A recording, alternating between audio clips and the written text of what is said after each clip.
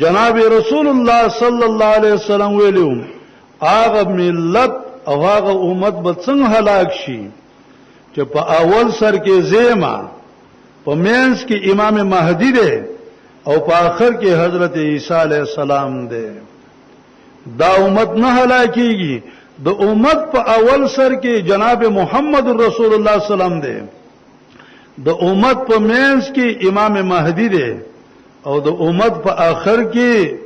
حضرت عیسی علیه السلام دی.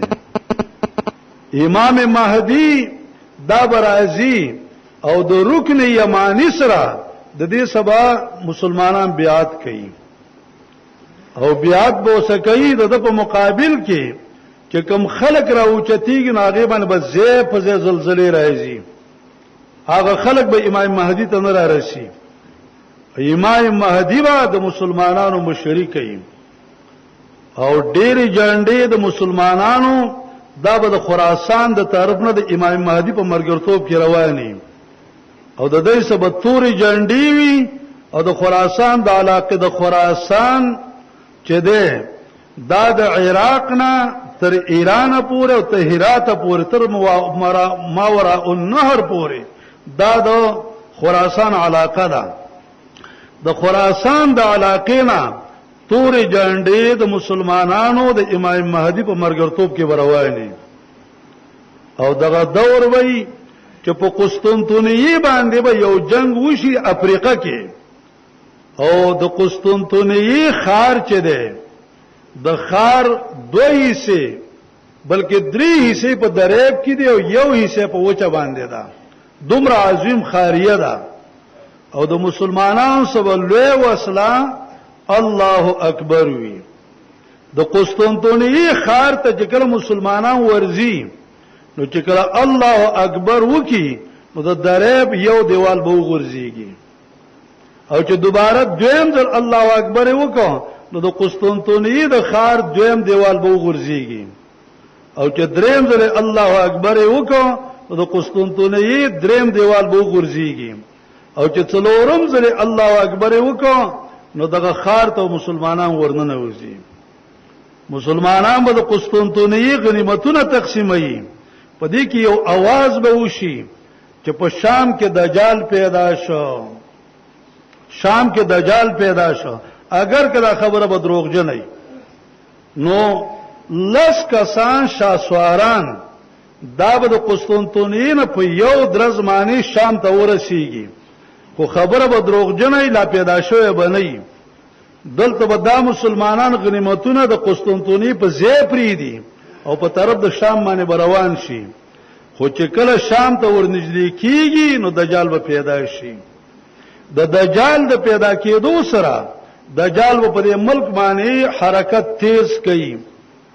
او هغه جاز چې د خر شکل دی هغه اسرائیل غره د وسنه تیار کړی دی چې د دجال چې کوم د خر شکل دی هغه جاز هغه اسرائیل تیار کړی دی چې دجال برازي او داخل به مرګرتوب کې رواني او وزر مولین د اصفهان يهود دا به د دجال سره رواني او دا په مخ د زمکه باندې حرکت کوي او کله چې حرکت کوي نو د خلکو سره جنگونه نه کوي خو خلکو ته आवाज کوي ز الٰه ما ضرب ما معنی نو که چا وته ویل چې نه مانو وای زه کې نه په دا خلکو به قحط راشي ولګه براشي او چې چا وته ویل چې آو موږ دې مانو دی خلکو سره د دنیا نعمتونه روان شي او دا به ګرځي او د دو په تندی به لیکلي کافری کافر لفظ به په تندی باندې لیکلی او نبی صلی الله علیه وسلم وایي داوا به کوي د خدای توبه خو خبردار کچرته په تاسو باندې شک شوبراله نو دا یو خبره ذهن کې کېنه وایي چې الله لیس باعور زمونږ رب چې ده هغه کوکسترګې نه ده او دا په یو سترګه باندې مکمل کانه ده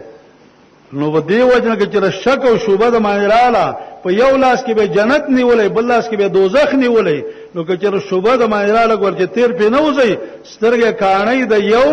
او په تندی او ته لیکلي کافری لیکلي په دغه وخت کې د فتنې د بچ کېدلو نه کله چې आवाज وشي چې دجال پیدا ده نو فتنه بچ کیږي به سړی څنګه دوستانو واورئ د بچ کېدو یو علاج جناب محمد رسول الله صلی الله علیه وسلم خودلې ده د سورته کاف د اولنۍ رکوع تلاوت ډیر کوي سورته کاف چې په 15مه پاره کې ده د اگې د اولنۍ رکوع تلاوت ډیر کوي دا د فتنې د دجال نه د بچ کېدو سبب ده او جناب رسول الله صلی الله علیه وسلم د حدیث کې دا دعا خودلې وا واعوذ بک من فتنه المسیح الدجال الله د فتنې دجال نه مې وساتي